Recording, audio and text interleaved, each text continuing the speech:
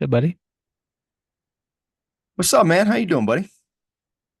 Well, I'm not having as fun today as I was last Friday. I'll tell you that much. Well, I guess it all depends on the timestamp of last timestamp. Friday. Yeah, timestamp of last Friday. Timestamps are important. Yeah, we're talking about fun in the Connect, man. So that's the topic for this month.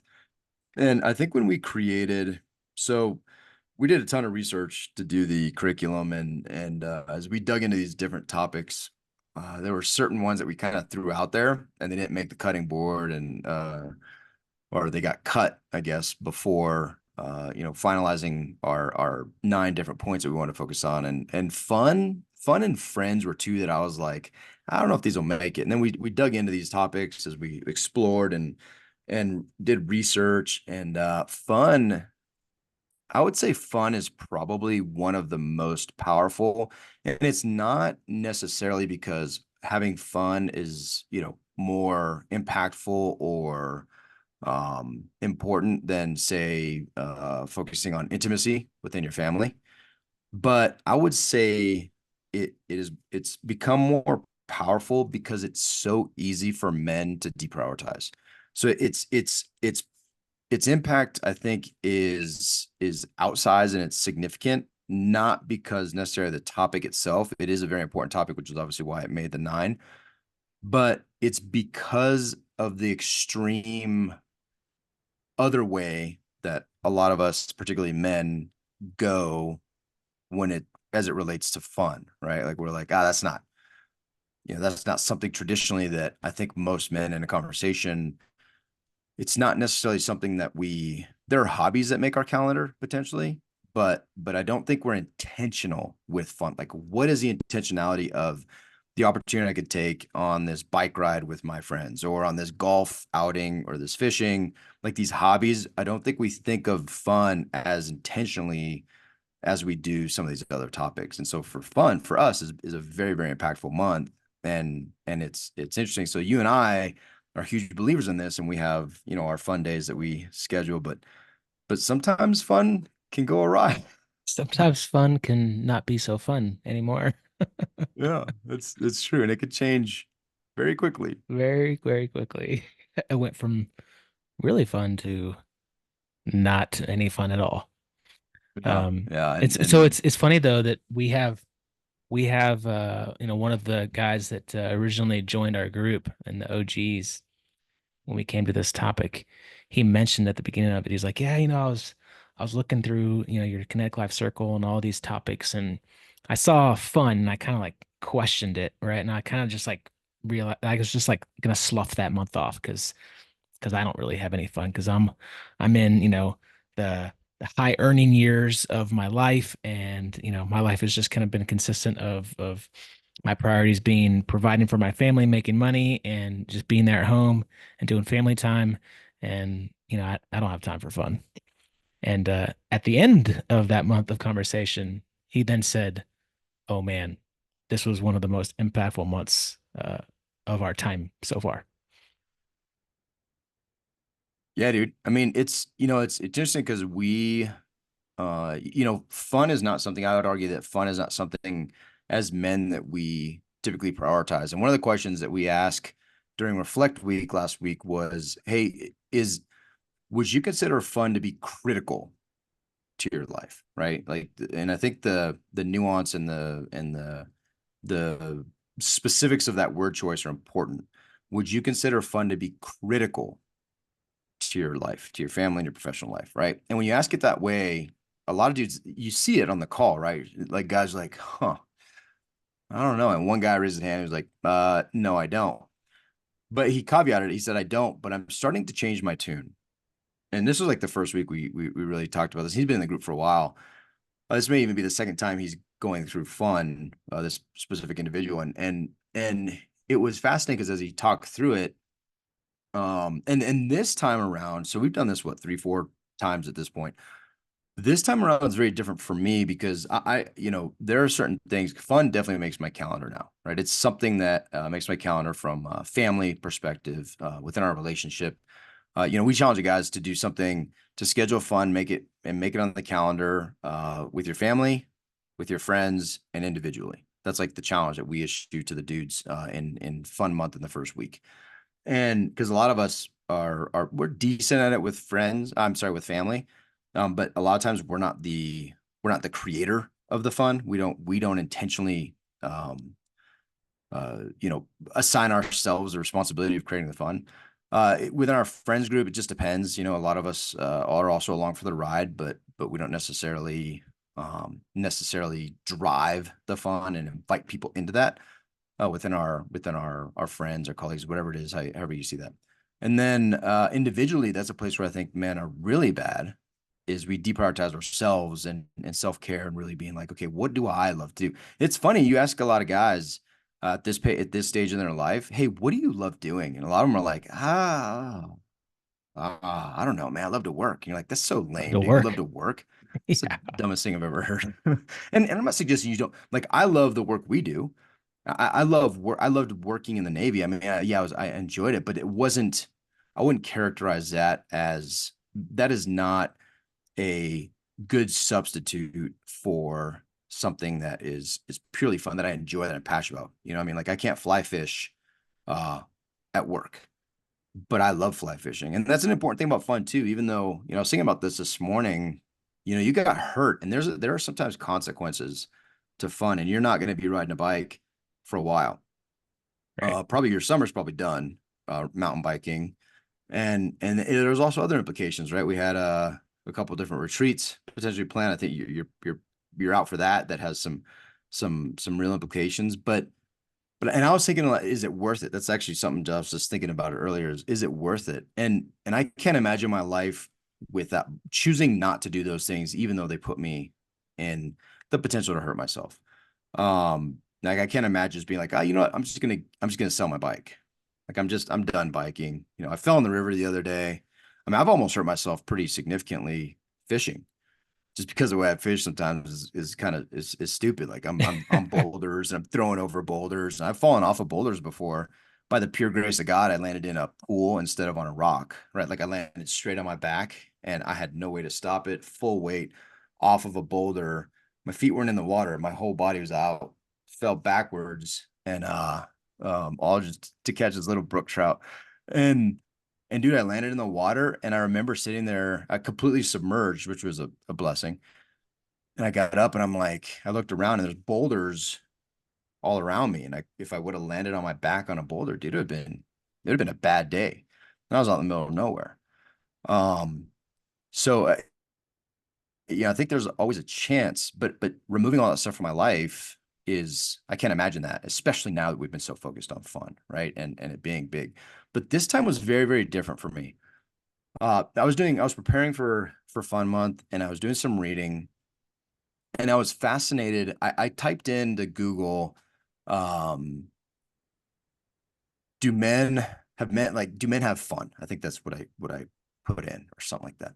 And and it went to a lot of different chats. Like there's some different things, there's some different research. It talked about friendship, like there's a lot on that. But not a lot on fun. And then but it went into I started reading into some like chats, like the what are they like Quora or whatever those different Oh, Reddit. Was it Reddit? like yeah, all the like Yeah. Reddit, like those there's multiple kinds of those. And I started clicking on those just to see what other people were saying about it because I was fascinated by it. And the number of women contributors to those chats who put themselves out on the web and said, I keep finding, why is it that I keep finding men? I put men in air quotes. They sound like Peter Pans and man boys, right? Um, but their question was, why are so many men interested in just having fun? And then that thread, the point of their question was they're just meeting a bunch of dudes who just want to meet, hook up, have sex, and like not commit and kind of go on to the next one. And I saw that over and over again. And I saw some of the responses to it, and I was just like, I was blown away. And it really gave me a different sense of responsibility for modeling fun for my kids because there's this twist of what fun is and what it means to be a man. And it was very enlightening to me to see that men just want to have fun, quote unquote. And what that really meant is objectify women, be very selfishly oriented on their own hedonistic type pleasures, and that was by and large the perspective, and then the justification below that was fascinating to me. Like other guys jumping in, well, because we're looking at. I mean, I don't want to get it. You can read it yourself. It's fascinating read, but it just was. I left that like really. I left it sad. Is really what I left it. I left it sad because you can also see the consequences of that. They learned that from somewhere, and you can see the consequences from that, and the consequences are in the data, right? And I think fun is as consequential as 25% of children are growing up in fatherless homes because their fathers are out having fun, right? The divorce rate within the church exceeds 50%. Outside the church, it's even more than that. But it's pretty close. It's pretty on par in and outside the church. Over 50%, dude. That tells me something too, right? And I think a lot of these things are directly correlated to this idea of something that we think of as so insignificant, but yet it models for our friends, especially in our families and our homes and professionally, it models what, like, think about in the Navy when you would go on a deployment. Like a lot of things that I did on deployment, not because I was any better than anybody, but when I went to another country, I was like, I want to explore. I want to go check this out. I want to go. How many dudes do you know that just would go and it would just get completely obliterated? And potentially, I saw lots of cases of adultery. I Yep. saw lots of dudes doing, their version of fun included paying for certain services that I was just completely turned off by. Right, I didn't hang out with those people, and the opportunities missed to go see amazing sights in incredible countries was gone because dude, like, because they would go out have fun, quote unquote, and it would just be like, how much can I debauch myself? And I find that interesting. Yeah, man. It is interesting. It's when we were doing research on this topic, um, if you wanted to, and oh, by the way, to go back a little bit to give a little bit of the backstory about what we're alluding to, Dave and I went for a mountain bike ride last Friday. We're recording this on Monday prior to this coming out, and we were going on a mountain bike ride, and we were going fast. We were having fun. I launched on a jump, got some air, and crashed. Flew over the handlebars, landed really, really hard, and broke my clavicle and at least one rib, possibly more. Waiting on more news from doctor today on how that's gonna all play out. I don't know if I'm gonna have to have surgery or not, but yeah, I'm hard down, and it's it's impacted fun, and it's impacted my family life and everything else. But yeah, I think we can probably have another conversation on a real talk about is it worth it? That's an interesting conversation. I know we're going to throw out a question similar to that for a Socratic conversation in our men's group in the mastermind. But back to the research, I watched a TED talk and there was an article on the power of play from Dr. Jack Panskep. He's a neuroscientist, and he discovered that from birth, we have basically seven primal emotions. One of those emotions is play. And so interchange the word play for fun. We are born to play. You can see it in animals, you can see it in kids, and he described how as kids become adults, that behavior starts to be depressed.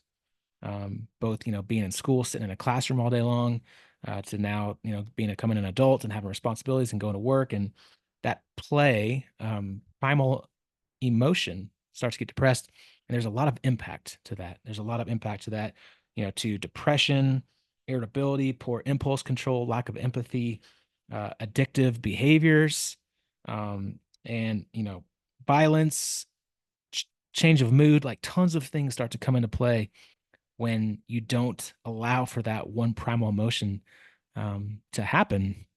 And uh, playing brings joy to people's life. That feeling that activates from playing is joy. And, you know, God calls us to have joy in our life. It's a fruit of the spirit. Play equates to joy. And it's something that we really need to focus on. I don't know about you, man, but like, as we've started this, we challenge ourselves to just like be playful with our kids, be playful with our family, you know, initiate pillow fights or initiate a dance party or just be silly in the car. And man, like just that simple stuff has brought so much more joy to my family's life and to my own life by just initiating that joy. And as we become adults, I think we tend to stop that. We tend to lose focus on that, and it's important, man.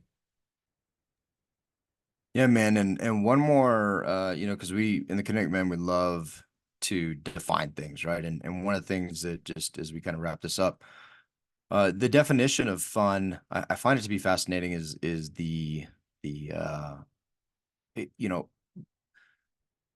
when I say fascinating, I mean I'm drawn to the definition because it highlights a couple things that I want to read real quick. So specifically, in the definition it says specifically play is playful, often boisterous action or speech, a mood for finding or making amusement.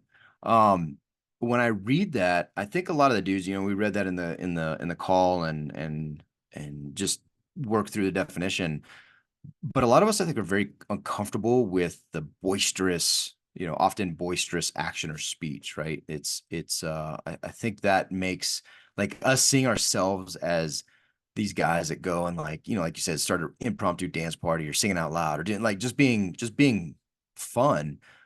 We are so conditioned that that's childish and whatever, however you want to look at that that it's we're almost like it's also almost repulsive, right? We judge. We're like, oh, that guy is, we just judge if we're honest. But then you look at the people that surround that person, that dad potentially out on the playground that's just acting crazy and doing stuff, and you look at the people around him, you look at the kids around him in particular, look at their faces, look at their reaction. Who's making more of an impact, the cool guy on the sideline with the cell phone, or the dude that's out there being playful, playful and boisterous? But what I love about this is it says boisterous action or speech, right? They're action, excuse me, action verbs. And it says a mood for finding or making amusement, for finding or making amusement. It's not participating in, it's not being someone who, well, if they're going to lead it, then maybe I'll go out or maybe I'll observe. No, like it is you finding or making amusement. And in the identity of a kinetic man, which we've created for each of these topics, we talk about creating opportunities, like the very active, right? Intentionally creating opportunities for fun. And it makes a huge difference, dude. It makes a huge difference if you're the one willing to do that. And here's the kicker. If you're not, who is? In your cool group of dudes who hang out and work real hard and are on your cell phones and you read a lot of news and you sit on the sideline. Like in that cool group of dudes, obviously I'm being facetious. I don't think it's cool at all. And neither do your kids, right? And neither do your friends, quite frankly. And I'll tell you the fun thing. So I've been riding with a neighbor, and I wrote him a message, and I said, "Hey, one thing I'm about to write you a message that's going to make you uncomfortable, which brings me great joy." And then I just wrote, I said, "Hey, I've really enjoyed like our families growing together. I've really enjoyed the bike rides we've been going on, and I value you as a friend. I value our time together." And he responded with a really nice note. Like, I mean, I was actually surprised at his response. But again, without the fun that we're doing together, there is no further depth that opens the doors to those kind of conversations. And I want those conversations with all the dudes I'm surrounded by, right? Like, I don't want surface level, you know, relationships that like, that we're all so cool and we're all kind of, who's we're measuring things like that are inconsequential, like incomes and cars and this and that and positions. No, dude, like who's more fun? Who do our kids want to be around? Who is influence? And it's not just who do our kids want to be around. If they're around you, you're influencing them. That's the point. If they're around you, you're influencing them. Nobody wants to hang out with the grumpy dude and his face in the cell phone and stop bothering me when working. Nobody wants to be with that person, adult or child. And so when you are that guy, it bears remembering that that is your influence, that is your impact. And you have a choice about that because you can also flip the switch and be the dude that puts the phone down and be like, get over here, kids. Let's do this thing. I'm gonna go outside and play with you. I'm gonna take you to the pool. I'm gonna throw you. I'm gonna do whatever. Like, dude, there's always a line at the pool. I'm not patting myself on the back, but I will tell you, I'm just stating fact. There's a line of kids at the pool whenever we go that I'm just throwing them in. And other kids are like looking up like the complete strangers, and they're like, oh, I wonder if, and so I'm like, hey, you want me to throw you? And like, yes, immediately, right? Yeah, Yes. dude. And That and so go ahead. I was just gonna say that I was actually thinking of you. This exact same scenario happened 4th of July. Our family went to a pool party with a bunch of kids, and I was the only dad in the pool, and there was a line of 8 kids behind, waiting in line to be thrown, and all the Yeah. other parents were out, outside just watching, and like the kids were having a blast. And I'll tell you what, afterwards, my 2 kids like had a little bit of like extra stagger to them, right? Like they had a little bit of extra like pride because their dad was the one in the pool being the cool, fun dad, throwing all of their friends. It had an impact.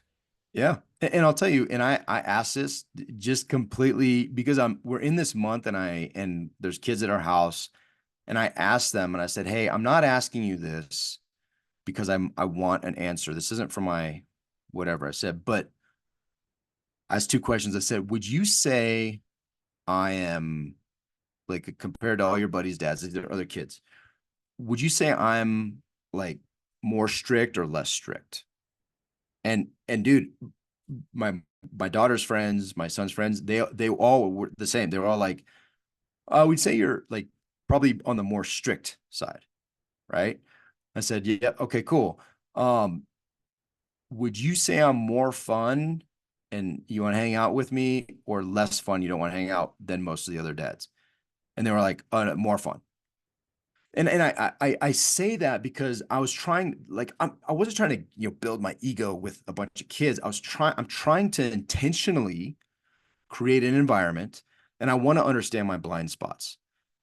And so I want it was very, very interesting to me that those two things, they're not dichotomous. They're not, it's not like if you're strict and hold standards, you can't be fun. Like that's not it at all. And so when you look at your personality, you don't have to change who you are and your standards. Like I'm not a yes dad. Like I don't do yes days. I personally am not like I'm not a like I probably will never do a yes day.